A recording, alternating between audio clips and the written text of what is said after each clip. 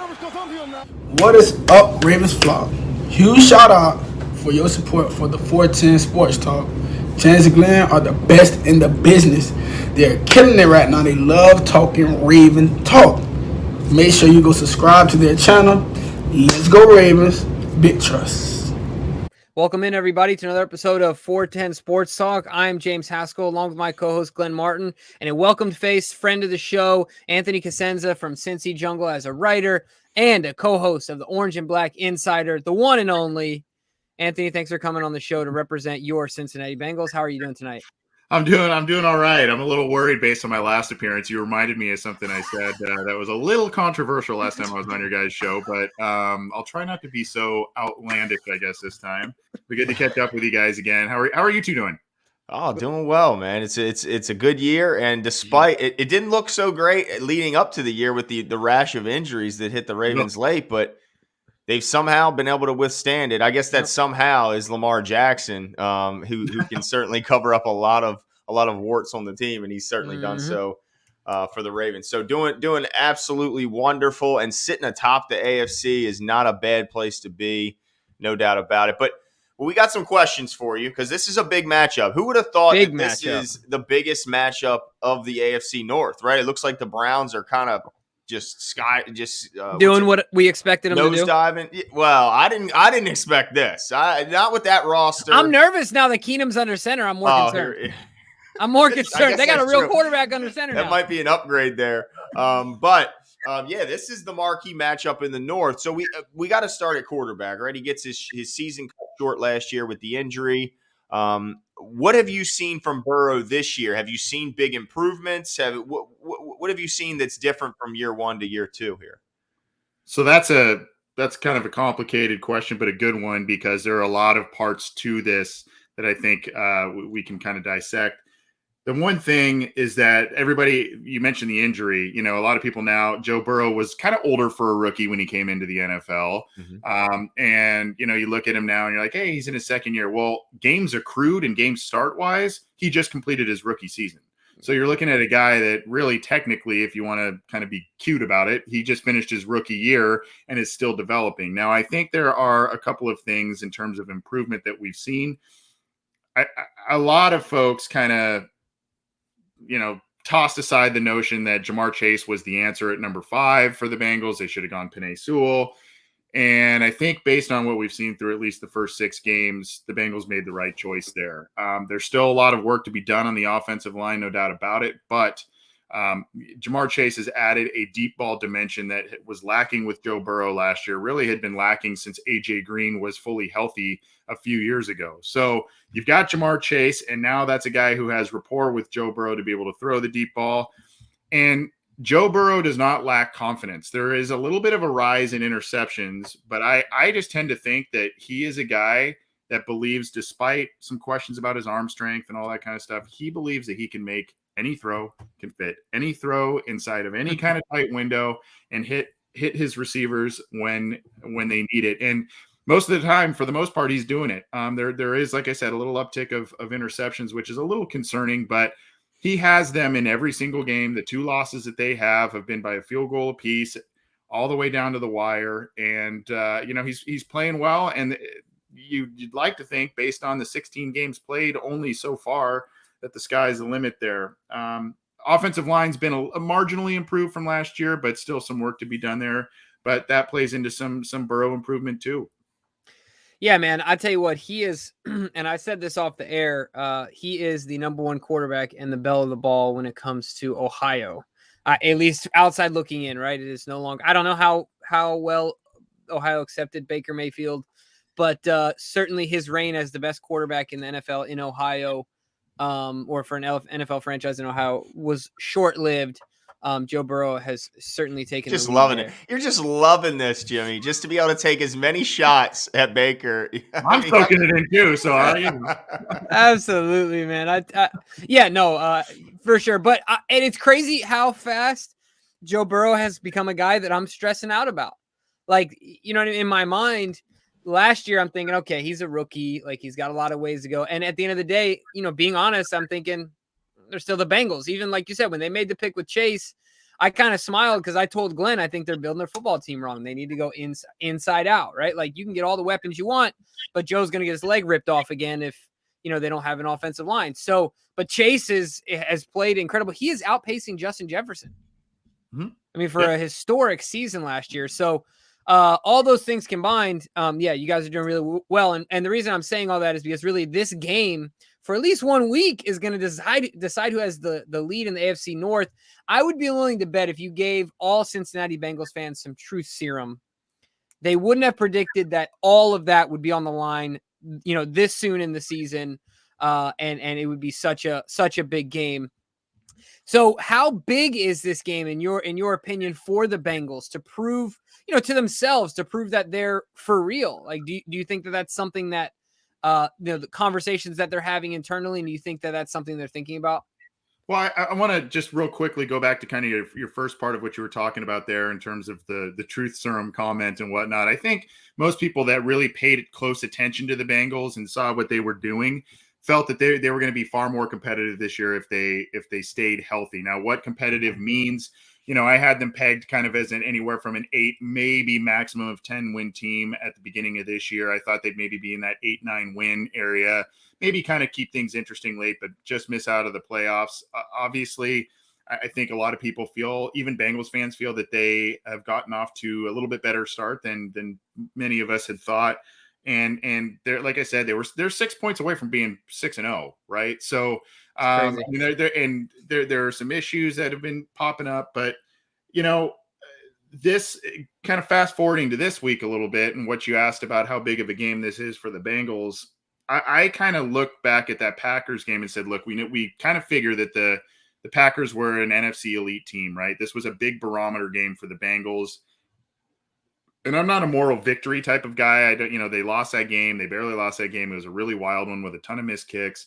But you kind of feel like even though it was on their home turf, they went kind of toe to toe with Aaron Rodgers and that team and took it all the way deep into overtime. And so that was kind of, I guess, if you want to take a moral victory out of it, that's one way to look at that. This is another barometer game for the Bengals. And I think this is even more so because Zach Taylor has not beaten the Baltimore Ravens in his time in Cincinnati. He's beaten the Steelers twice. He's beaten the Browns. He's actually kind of embarrassed the Steelers in his 2 wins that he has. But against the Ravens, they have just been shellacked most of the time. So they need to figure out not only how to keep these games competitive, but how to win these games and how to win these AFC North games on the road against an elite team like the Baltimore Ravens. And, I think some of us, if the Bengals are in this game, they keep it interesting, what have you, even if they lose, I guess there's still a takeaway that you feel like, well, they can play with anybody. But at some point that gets very, very old, especially when you're 3 years into a rebuilding effort under Zach Taylor.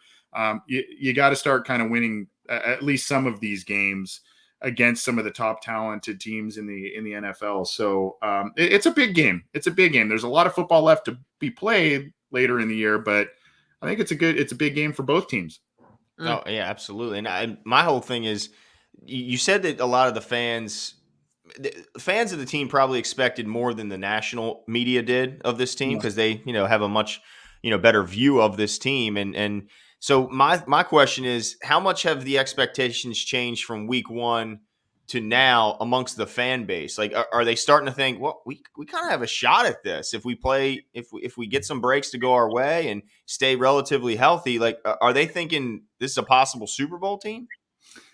I don't think that is necessarily the expectation. It would be definitely awesome if that would occur, but I don't know that that's the overall expectation from week 1 or from even now going into week 7 here. I don't know that that's the expectation, but I think that this team, the people, the fans and everybody feel like this team is building something pretty solid. I think they're going to be competitive throughout the remainder of this year. Should very important pieces remain healthy, maybe make a playoff push, maybe sneak into a wild card berth based on where they're sitting at 4-2 right now. And you kind of mentioned Cleveland's backsliding a little bit. So some of these games that looked very daunting at one point, are Kansas City's kind of a coin flip right now from week to week, right? That's still a really scary game, but all of a sudden they look a little more vulnerable than usual. And The Steelers are 3-3. They've already lost to the Bengals. And so there's some games down the stretch that seem to be a little bit more winnable than when you've initially looked at this schedule. So, I mean, I think this team could be competitive down the stretch, make a playoff push down the stretch if everything kind of falls into place correctly. But I think really the special years will probably come next year and the year after when some of these guys, I mean, you got to look at T. Higgins, Jamar Chase, Joe Burrow's 24, 25 years old. Jamar Chase and T. Higgins are 21 and 22 years old. So you got to kind of figure that as those guys get maybe towards their mid-20s and some of these other players that they've accrued kind of hit their primes, maybe that's when you start seeing a really good run, hopefully under Joe Burrow and Zach Taylor. But I think this is one of those years that is a foundational year for the team and hopefully a giant stepping stone towards something really special in the next year or two. Yeah, it seems to be trending that way, certainly, and it's hard to deny. Man, how crazy, speaking of taking shots, how crazy would it be to have the Bengals in and the Browns out with all the addition? You know what I mean? The Bengals find their way in the playoffs and the Browns find their way sitting at home. But you talked about Zach Taylor, so I want to bring him up here. I feel, once again, outside looking in, that there's people optimistic about him. Other people had a lot of question marks. I think nationally still a lot of question marks, right? Because there was a lot of losing at the beginning. However, like you mentioned, a lot of people were also cognizant of this rebuild, but maybe a little skeptical of its ability to actually build. So has he done enough at this point, you think, to earn some sort of an extension? I know it's early in the year. Like, does he have good faith and political capital there? What are people feeling about old Zach Taylor these days? Your first question, I do not think as of yet that he has done enough to merit a contract extension. This year has started off nice, and the locker room seems to be very, very close.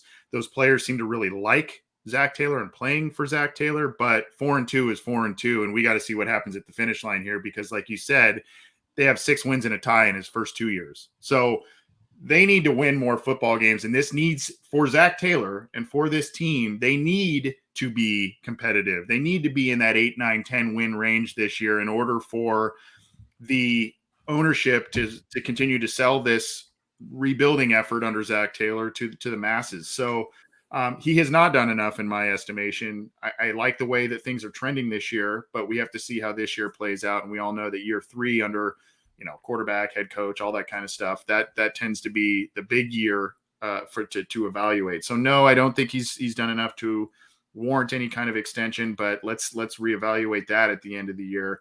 In terms of what he has built up in terms of goodwill within the organization and or to the fan base, he's a really likable guy. He's a really energetic guy.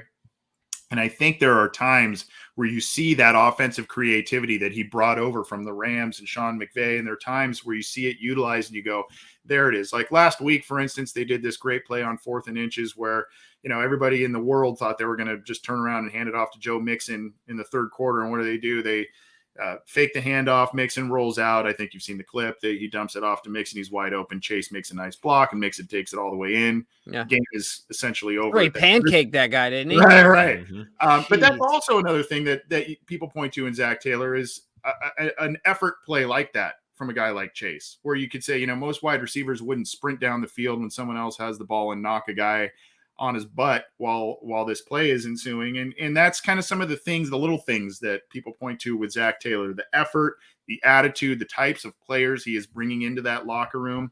And so I think there is some of that quote unquote political capital, that term that you use, which I might steal, by the way, that I think the organization, the people within the organization really like him and really believe in what he's trying to build. I think that there are the team likes playing for him, but at some point though, they need to start having winning records, getting into the playoffs, winning playoff games. And if there's one thing that still worries me quite a bit about Zach Taylor, it's that record in close 1 possession games. I mentioned the 2 losses this year were 1 possession games. He got on the right side of a couple of those already this year, but I still think it's something about 4-14-1 or something is the record in 1 possession games in his time as the Bengals coach. So you got to start flipping that around, especially now when you feel like you have your quarterback, your core of wide receivers, and the defense playing a lot better. That needs to start changing big time.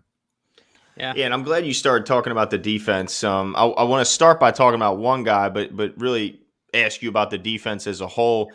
I found it interesting in the offseason when they decided to go with Trey Hendricks, coming over from New Orleans and deciding to allow Carl Lawson to go to the Jets. I think had a few people scratching their heads because they had a known commodity and they decided to go with the unknown in Trey Hendricks. Well, it certainly looks like it's paying off. He's got 5.5 sacks so far this year. So was he the missing key? What's the explanation for this turnaround in the defense's performance? Well, it would have been nice. There was kind of a little bit of a conversation that the Bengals were maybe looking at keeping both Lawson and Hendrickson if the numbers worked out. Unfortunately, Lawson got a big deal from the Jets, and even more unfortunate was that he suffered a season-ending injury in training camp. So, unfortunately, that guy just seems to get bit by the injury bug a little bit. But look, Hendrickson was a guy that last year with the Saints had double-digit sacks. He had a pretty good year. But the questions were, number one, was that a flash in the pan year and a contract year? Number two, a lot of those sacks seemed to be of the cleanup variety, or someone else pressured the quarterback right into his arms, or a coverage sack type of situation where people were kind of nitpicking the stats a little bit. And it turns out that he's just a pretty good football player. He brings a lot of effort. You can move him around on the defensive line. He's played inside a little bit, definitely on the edge. And you've even seen him go out in the flat and in coverage at times. So they really like what they have in Trey Hendrickson. Sam Hubbard is back and is healthy. He's never going to be the double-digit sack guy, but he is a really good quality piece on that line and is very good against the run as well.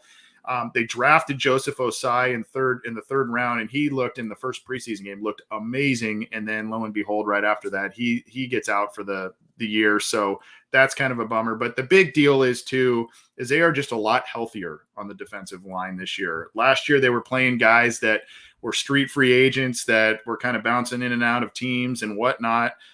They brought in a guy who is real kind of near and dear to us on our show, Mike Daniels, and he was starting for them.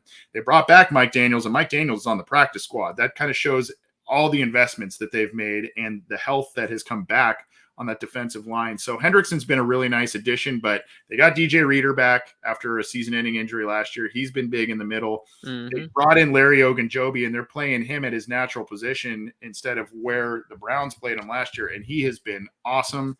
And like I said, Hubbard's been playing pretty well also, and they're just kind of piecing guys in and out of there and making the rotation that they want, and that defensive line's just playing a lot better. Yeah, it's definitely a much improved defense, and you spoke to that, but we got to talk about a specific player here that made the news. Who, by the way, is balling this year, and we loved him when he was coming out of college and thought he would be a late round steal.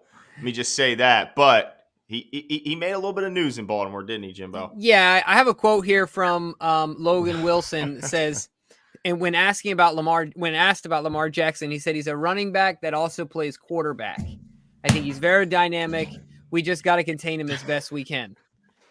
So I'd like to know this. What was your initial reaction? Like, why? Why go there? What was your initial reaction? And how are they? Because I've noticed some cleanup and some people, there was some edited versions to take out the and to make it worse and this, that, and the other. But what was your initial reaction when you saw that? Well, I think I was getting ready to do my own post-game show, and all of a sudden, as I'm kind of setting things up, I see this thing come across the Twitter timeline. I go, what the heck is this comment, right? I'm like, dude, what do you – and of course, you're like, your first thought is, dude, you just gave him bulletin board material. What are you doing, right?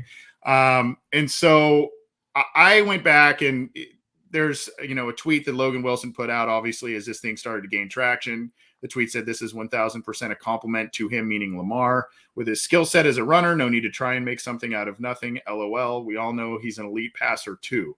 So he kind of has, I don't want to say he's walked it back, but he has clarified things. And I think, unfortunately, some higher profile media members on Twitter kind of took that clip and said, well, what do you all think he said? And it kind of got spun out of context. And I mean, it made it on First Take this week as well on ESPN. And so, I don't really know truthfully what to make of it. I'd like to take Logan at his word that he just kind of said a phrase, and obviously people just kind of, because it hit a sensitive chord with things, people kind of took it and ran with it. But I think, number one, the Bengals, as it goes with the Ravens, they don't really have any kind of, if it was trash talk, I don't think they have any kind of room to talk trash on Lamar Jackson based on how the matchups have gone against him. And number two, I don't really think it was that. I just think he just kind of was saying the fact that, he's a multi-dimensional quarterback. He does all things very well, and he's playing at a really high level, and they have to be on high alert on defense. So he is really the only one who truly knows what he meant by that. But there has been a sense of kind of him walking some of that back, clarifying his comments and doing that thing. I will say this, that he has played very well this year. That doesn't give him any kind of right to, slight anybody or anything like that. But he has played very, very well this year. He is a guy, and in his second year, the Bengals have entrusted with having that headset in his helmet to call the plays.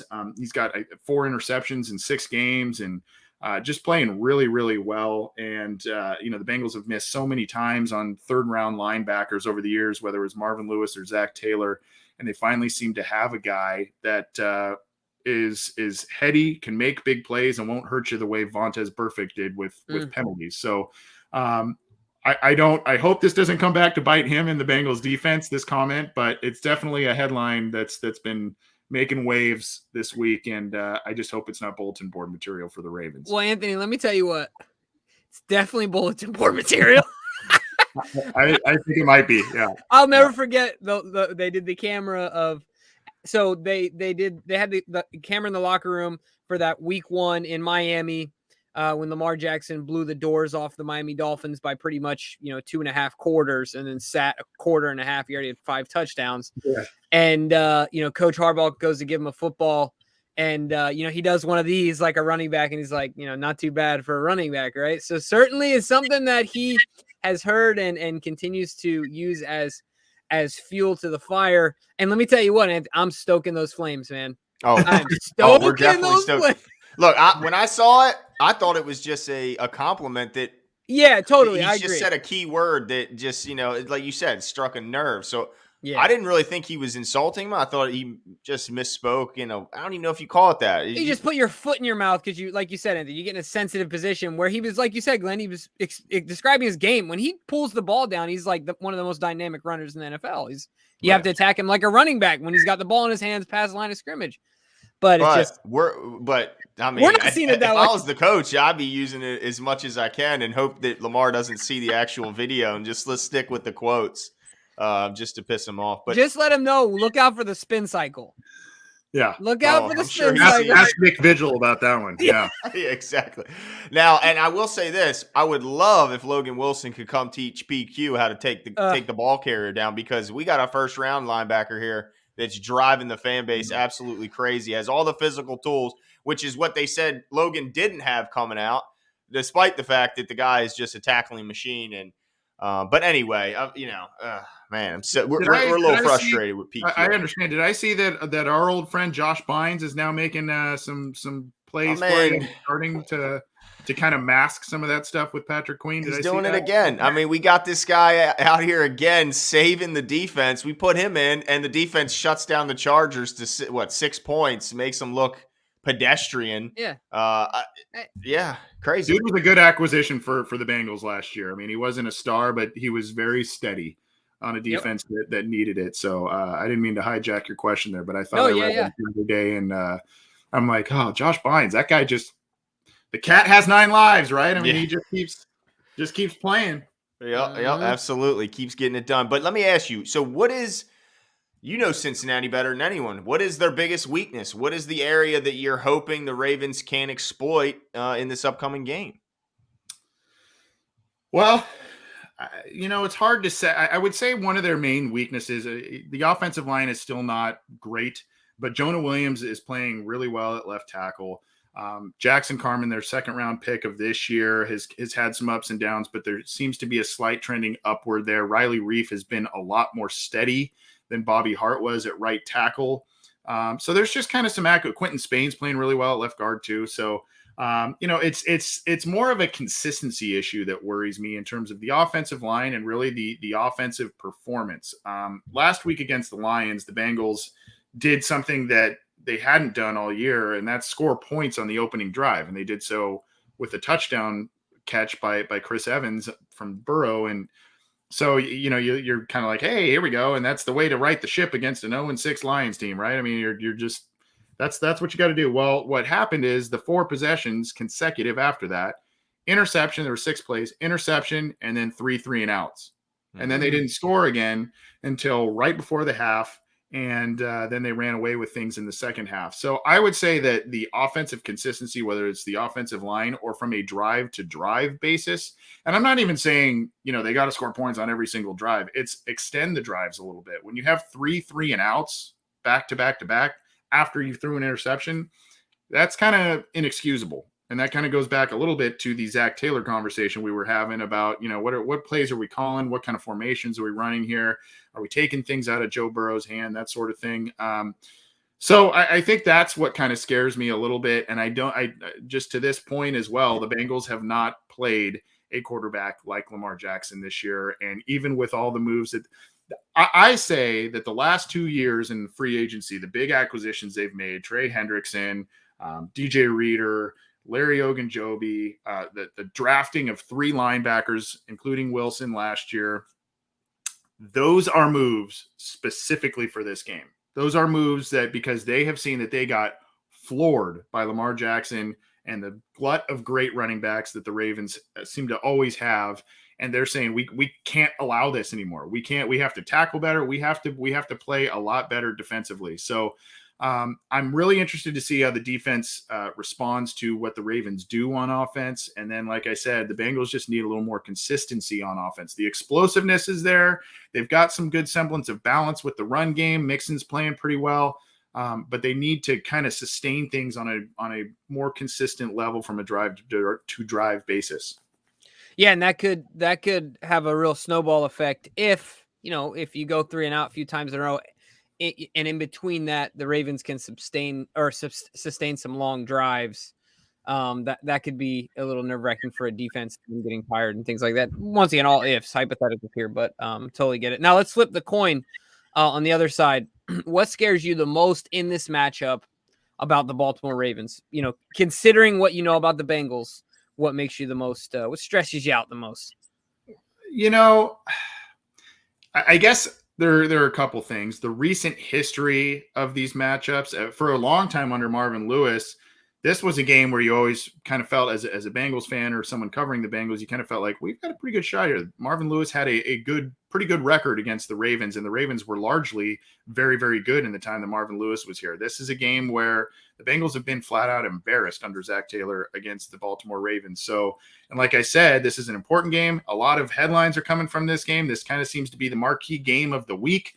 Kind of surprised it didn't get flexed into something, I guess. But, this seems to be a really, really high-profile game this week. We know that the Bengals don't always show up in high-profile games, high-profile moments. So that in itself just kind of scares me a little bit. But, again, I Lamar is going to be an issue, but the Ravens always seem to be able to generate a pass rush one way or the other, whether it's blitzing extra players, using kind of that hybrid defensive look that they traditionally use. They're able to generate pressure. They're able to generate big plays from the pass rush. And, I worry about that a little bit for Joe Burrow and the offensive line. So, it's just kind of what Baltimore is. One of the many things they are known for is a good pass rush and kind of a swarming defense. So those are some of the elements I think that I'm a little worried about this week. Yeah, me too. Right, Glenn? Absolutely. Yeah, I'm terrified. But no, when it comes to, so let me know. I mean, what's your prediction? It's a little early. It's Wednesday, but what's your prediction on what ultimately happens on Sunday? I'd feel a little better about this from a Bengals perspective if this one was at Paul Brown Stadium. The Bengals have one loss at home, one loss on the road, and so they've kind of split that. But I would feel a little bit better about it if the Bengals were at home with this one.